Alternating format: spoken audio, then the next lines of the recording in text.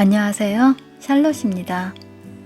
오늘 준비한 책은 작고 달콤한 여행 이야기가 가득한 에쿠니 가오리의 신간 에세이집 여행 드롭입니다.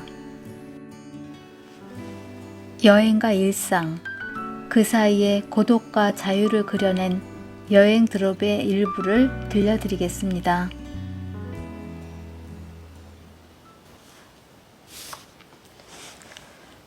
여행지에서 내리는 비. 긴 여행 중에 어느 하루라면 몰라도 짧은 여행의 경우 비는 기본적으로 반길 수 없다. 우산을 쓰고 다니기가 거추장스럽고 신발은 젖어 상하고 풍경은 번져서 멀리까지 보이지 않고 지하철은 습기가 차서 불쾌한 냄새가 난다.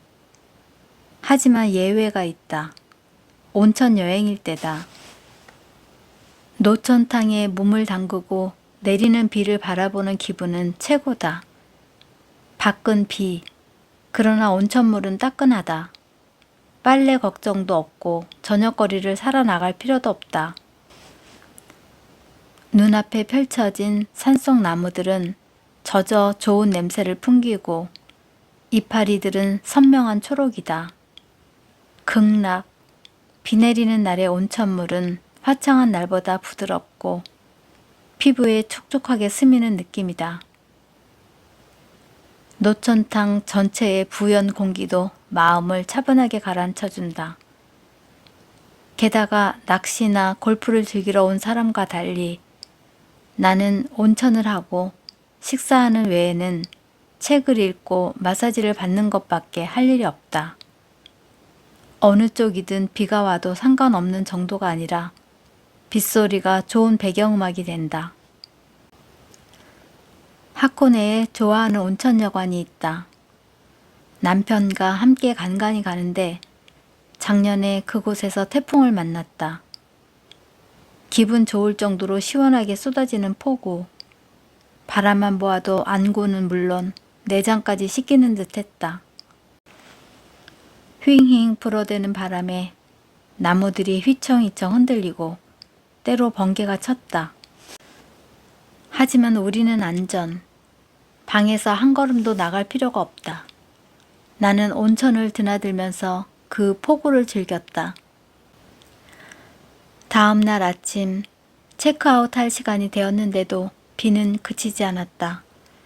나와 남편은 버스 정거장에 서서 하코네 유모토까지 가는 늘 타는 버스를 기다렸다. 도로가 거의 강이었다. 우산을 때리는 빗소리가 너무 요란해서 고함을 지르지 않고는 서로의 목소리조차 들리지 않았다. 우산을 쓰고 있어도 푹 젖어 남편은 우산을 접어버렸다. 기다려도 기다려도 버스는 오지 않았다. 도로에 흐르는 물은 내 발목까지 올라왔다. 사람은 그림자도 보이지 않아서 우리가 지구에 남은 두 사람인 듯한 기분이었다. 어쩔 수 없어 여관으로 돌아가자. 여관 사람이 수건을 건네주었다. 그제야 버스도 전철도 끊겼다는 것을 알았다. 도로에 물이 빠질 때까지 택시도 산길을 올라올 수 없었다. 그런데도 나는 왠지 유쾌했다. 비 더 쏟아져 하고 생각했다. 남편도 나도 다음날 일이 있었고 사전 예약 없이 더 묵을 수도 없어 어떻게 하면 좋을지 전혀 알 수 없었지만 그래도 유쾌했다. 비 더 쏟아져. 불안한 표정을 짓고 있는 남편 옆에서 나는 그렇게 생각했다. 1년 내내 바라보고 싶었던 판화. 초록색을 기조로 하고 검정과 갈색에 차분하면서 그윽한 선이 돋보이는 판화였다. 알몸에 남녀가 그려져 있는데 애정보다는 슬픔이 전해졌다. 그래서 언뜻 보기에는 애처로운데 그림 어딘가에 독특한 따스함이 있고 그 따스함이 뭐라 말할 수 없이 시크해서 보면 볼수록 좋았다. 그림의 분위기에서 처음에는 가을이나 겨울을 연상했는데 점차 여름 그림 같다는 생각이 들었고 마지막에는 봄 그림 같다는 생각도 들었다. 1년 내내 바라보고 싶은 그림. 그래도 깊은 가을에서 초겨울이 가장 어울리겠어.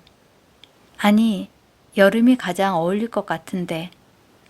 봄 정도는 아니지만. 그런 생각을 하면서 그 그림 앞에 1시간쯤 머물렀을까? 장소는 파리, 센강가에 있는 화랑이었다. 그림을 산다는 것은 용기가 필요한 일이다. 자신이 그 그림에 어울리는 사람인지 걱정스러워진다. 그 그림에 어울리는 장소를 부여할 수 있는지도, 동물을 키우는 것과 비슷한 책임감도 느낀다. 게다가 그림은 동물과 달라 죽지 않으니 샀다고 해야 내가 죽을 때까지 맡고 있는 것에 불과하다.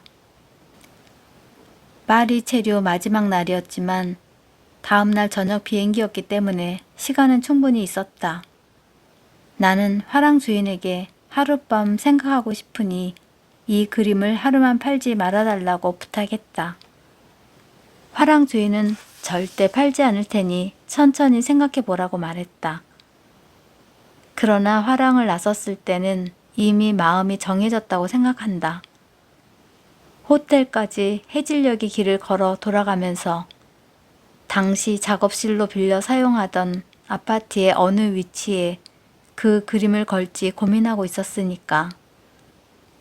다음 날 아침 문 여는 시간에 화랑이 도착할 수 있게 시간 맞춰 호텔을 나섰다.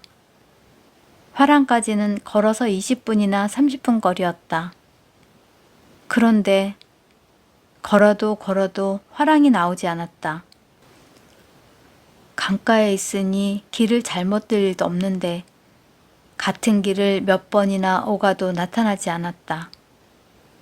화랑과 같은 길가에 있는 레스토랑도 보이지 않아 화랑이 하룻밤 사이에 사라질 리 없으니 내가 엉뚱한 장소를 오가고 있다는 걸 알았다.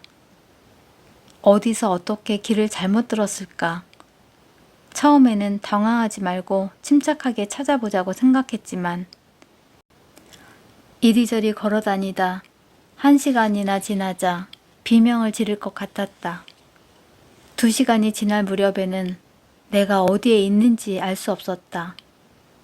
그때만큼 길치인 자신을 원망했던 적이 없다. 비행기 시간은 다가오는데 나는 울다시피 택시를 잡아타고 짐을 가지러 호텔로 돌아갔다. 20년이 지난 지금도 그 판화를 간혹 떠올린다.